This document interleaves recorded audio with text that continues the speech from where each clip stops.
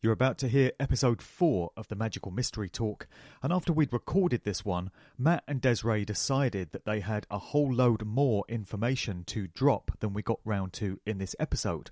So for anyone wanting to take a deeper dive into all this, and if 2 hours leaves you craving even more information on what we're talking about today, there's going to be a bonus episode, a part 2, available on the usual platforms for anyone who wants to absorb all of that. So do watch out for the bonus episode, available in due course. And that being said, let's get into episode 4 proper.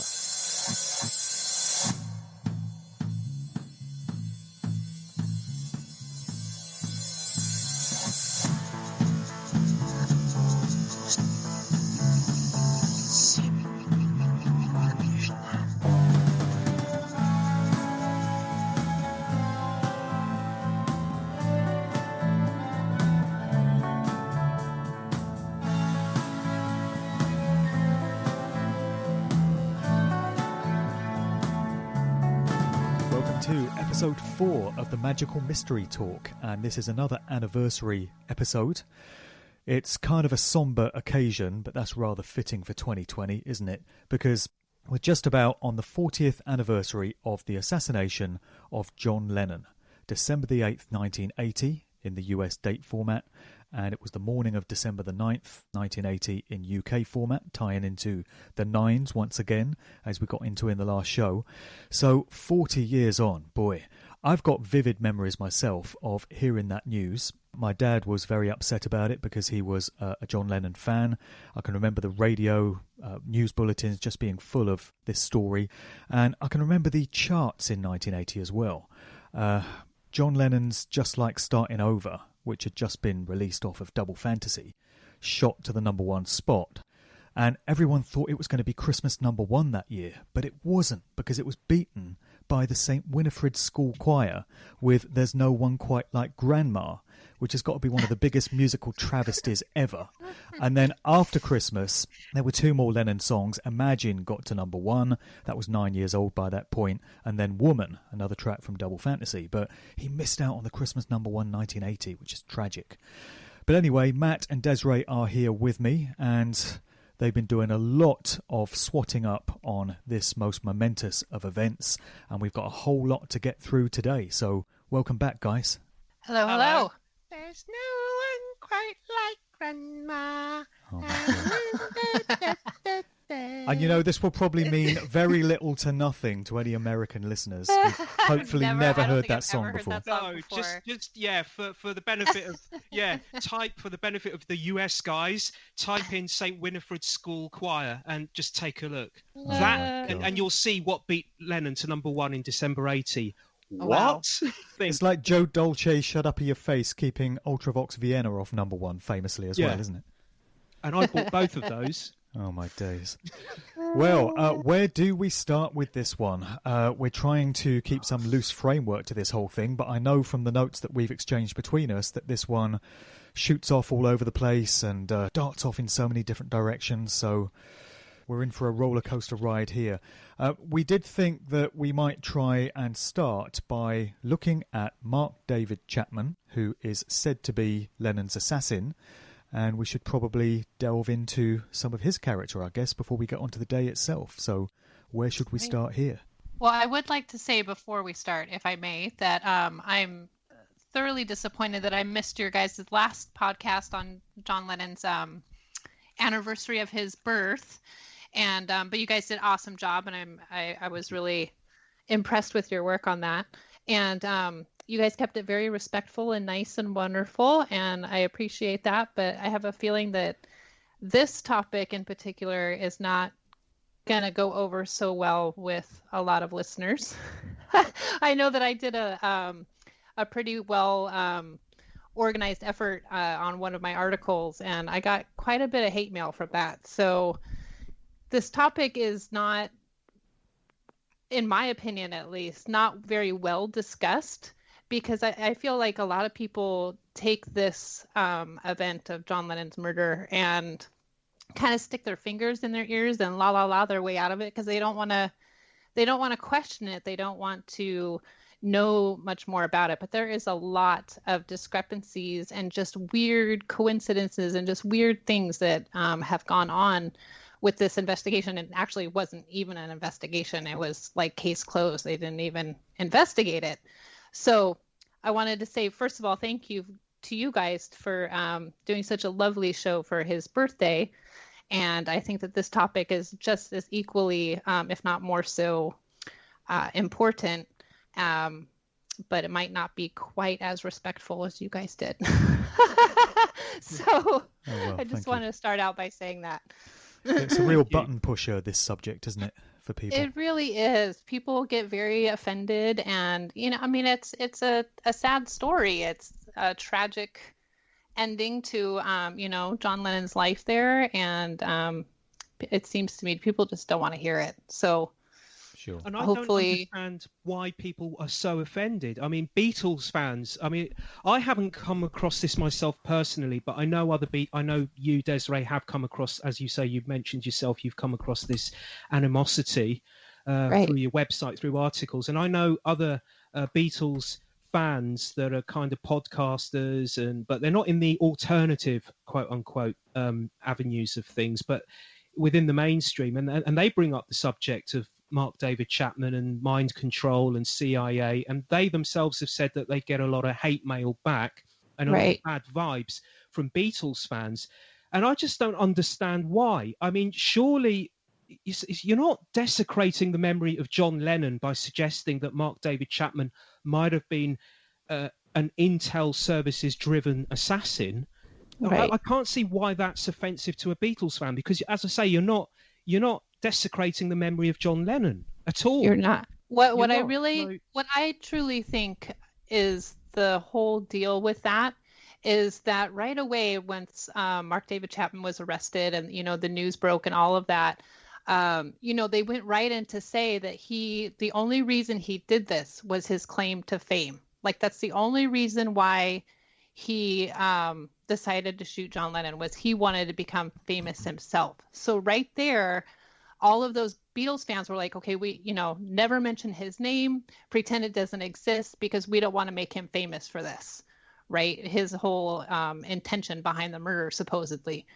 So I think that just with that announcement that was his only goal in all of this, it made everybody kind of like, okay, well, it never happened. He didn't exist. So we'll never speak of him again.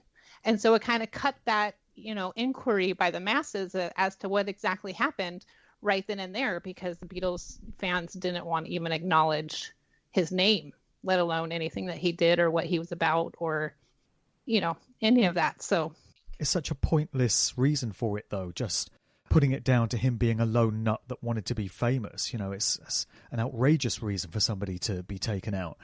Whereas if you accept that Chapman showed all the signs of being an MK Ultra mind control assassin, at least it puts some reason for Lennon being taken out. It makes more sense of why he was than the completely senseless story that it was just a deranged fan. Right. Or even that he was just crazy and, schizophrenic, which there has been some questions, but he was tried. He pled guilty and was, deemed capable of standing trial for on his own account and not insane. So he was examined by 9 psychiatrists, if I'm not mistaken, before he stood in court for his preliminary hearing. And all 9 psychiatrists, if I'm not mistaken, all of them said he was fit to stand trial. They found no signs of, any psychosis. Right. They diagnosed him with like personality disorders, but nothing, not schizophrenia, not anything that wouldn't let him be fit for standing trial. Yeah. So, yeah. And then he just pled guilty. So there was no investigation. There was no real trial. He pled guilty and then given his sentence, and then that was it. Yeah. So, nobody got to hear any testimony. No, there wasn't any testimony. There wasn't any witness accounts. There wasn't anything like that, because it was a closed case. that was it. Of course, They got their person. This flies in the face of the constant narrative that we always get whenever Mark David Chapman has been spoken about, whether it's in a news bulletin or in an article or whatever, since 1980 to now.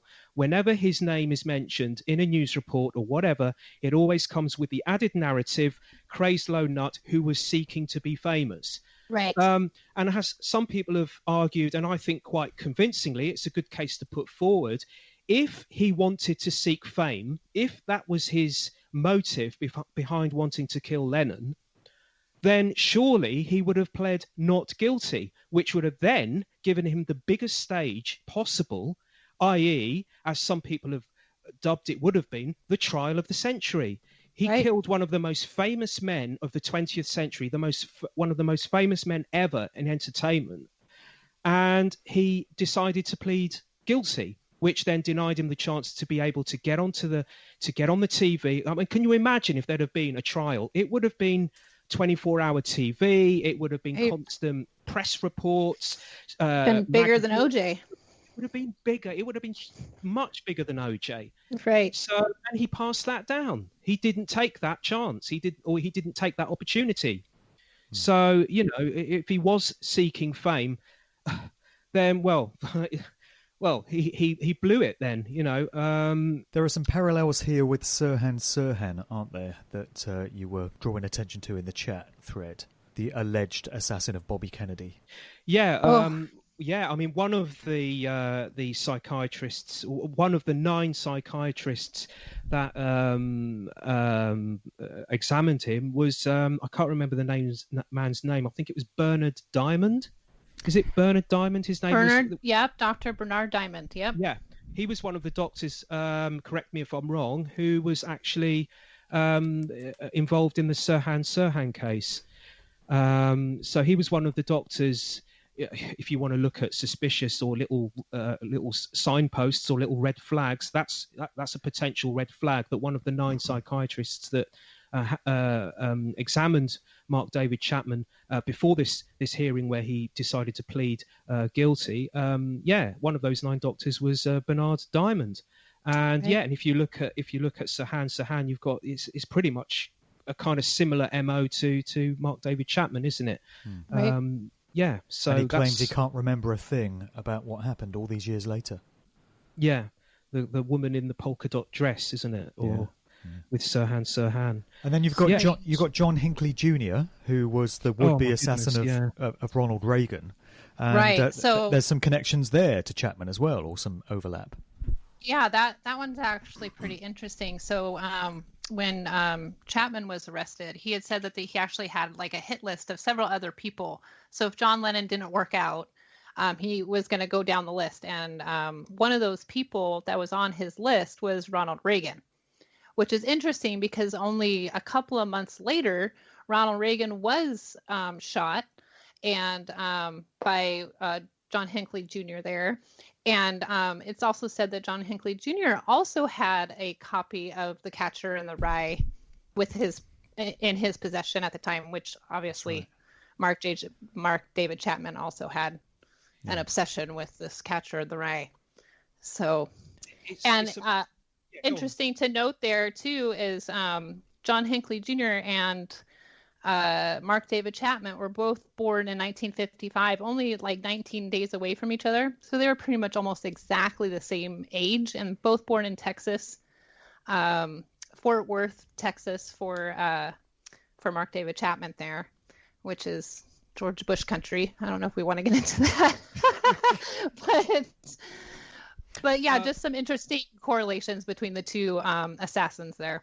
Sure. I mean, I can't remember when the attempted assassination on Reagan. It was very early to mid 1981. So it was only a few months after the Lennon incident. Yeah. And of course, John Hinckley. Another thing that was widely connected to the John Hinckley assassination attempt was John Hinckley's apparent obsession with the movie actress Jodie Foster. Right. And that was a leading factor as the mainstream media said at the time, reported at the time, it was a leading factor in his desire to shoot President Reagan. But what's not so widely reported is that Hinckley also had a bit of an obsession with John Lennon. For example, if my